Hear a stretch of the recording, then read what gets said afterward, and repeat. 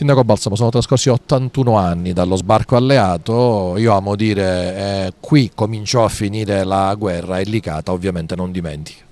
Licata è stata la prima città liberata e restituita alla democrazia. È un momento storico importante e ricordarlo ai nostri concittadini, ricordarlo ai giovani come un momento fondamentale per la nostra democrazia è un dovere democratico e civico.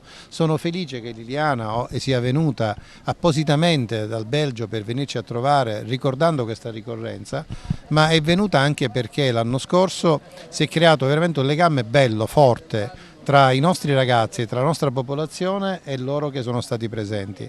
Loro che nel loro storicizzare quello che è avvenuto, nella condotta che pongono in essere, nell'organizzare la memoria, perché riescono a prendere tutto quello che è storia, cioè i mezzi militari, le divise, la condotta, per farla vedere anche in termini scenici, serve anche a far vivere in maniera concreta quella che la storia ci ha consegnato.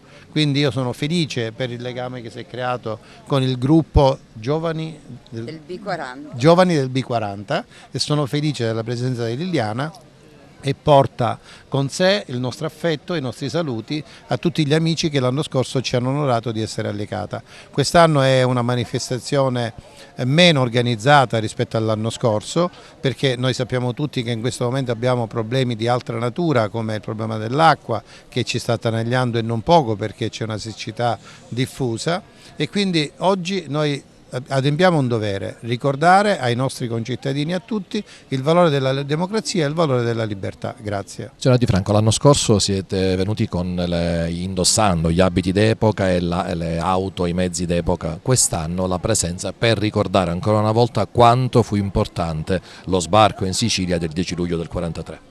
Sì, infatti sono venuta, anche se non siamo tutti insieme, sono venuta perché non contano solo gli anniversari e mi fa piacere che il sindaco di Licata giustamente non si attarda solo all'anniversario e che ogni anno commemora giustamente quelli che sono caduti per noi, per la nostra libertà.